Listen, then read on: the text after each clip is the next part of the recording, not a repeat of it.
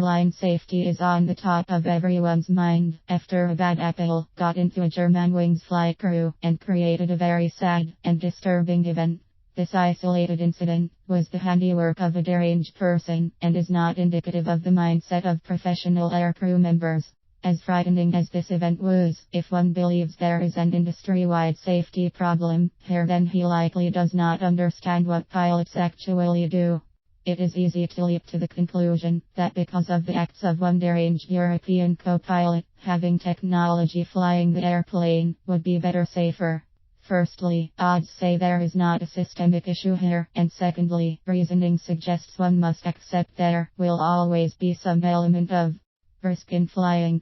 As a 40-year veteran with general aviation and commercial airline experience, I am confident when I say to you airline safety requires considerably more in its composition than just technology.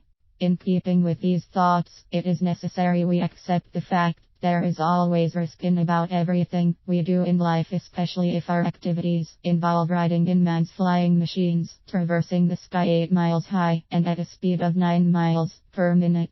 Let us ponder a second on us airline statistics and the level of risk to passenger.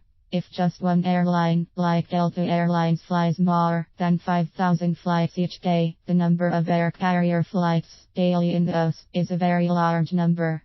We know global airline flights last year made up a whopping 37.4 million total flights flown, averaging 102,465 flights a day. In regards to passenger fatalities, the 2014 numbers show the airline industry is doing an outstanding job in continual improvements to passenger safety. Airline passenger flying is now safer and safer year over year. Amazingly, last year, there was just one airline fatality per 2,925,000 flights in our world. Holy smokes, that is just 0.00034% risk of death while flying on an airliner. To put it in perspective, your chance of dying from bicycling is 1 in every 340,854 times out. We are worrying about one fatality in 2,925,000 airline flights. Not me, I am not worrying about that one at all. Thank you. So you ask, should we replace humans in the cockpit with machines and technology? Pilots are just like bus drivers, right? Definitely not true. Let's think about that one a while. A new hire airline flight crew member typically has a 4-year college degree, an advanced FAA pilot license, the highest level FAA medical certificate, and at least 6 to 7 years of experience before being hired on. He is then trained a full 3 months more before he can sit in a co-pilot seat, and then monitored for some time longer by an instructor pilot. A pilot undergoes recurrent training each year and must continually demonstrate a high level of proficiency in dealing with abnormal and emergency events. Captains must test their acumen every 6 months to get the blessing to fly. In addition, every aircrew member is required to prove medical fitness every 6 to 12 months to an FAA aviation medical doctor, or guess what? He is not allowed to work. Well, what about the drones that fly themselves? Drones crash all the time, and no one pays much attention to those statistics, for a very good reason. Drones, as remarkable as they are very unlike airplanes used in airline passenger operations, as they do not carry life's most precious cargo. A very much higher safety standard is required for me to get on that airplane.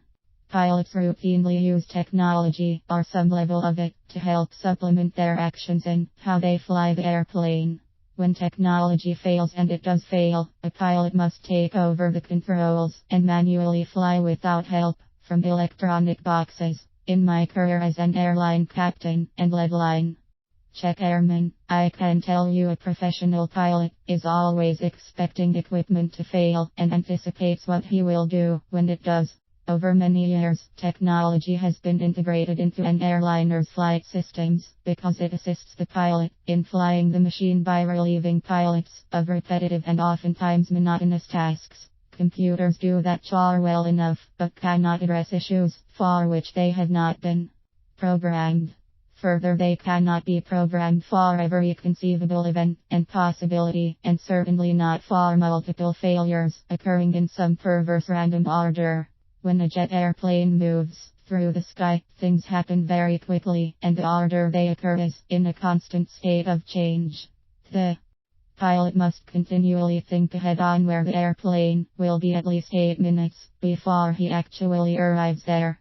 Complex issues in flight are best dealt with by a human who can rapidly adapt to what is unforeseen, unanticipated, and unpredicted. A solution has to be applied, and it must necessarily be the correct solution. There is no room in this environment for a wrong decision applied to a dire issue.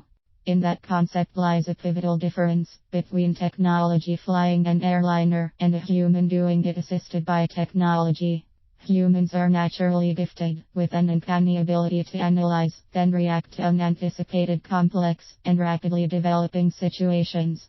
A pilot can reason, prioritize, and innovate in flight solutions, even if he has never seen a particular situation before. Well-trained, experienced pilots rapidly adapt timely to issues and respond with proper actions. This protects the flight and the passengers contained within. Humans have limitations too, and of course, we are not perfect. But astute people, flying passengers in the airline industry, are accomplishing remarkable feats year over year in making air travel increasingly safe. The outstanding U.S. passenger safety we enjoy in the United States has not happened by itself. It is a result of a blend of continually developing technology designed to assist pilots to fly other humans safer and safer. So if you say that you must have both astronaut/pilot Dave and computer Hal to fly your family to Chicago for the holidays, you will have it right. Both pilot and computers are mandatory passenger safety equipment.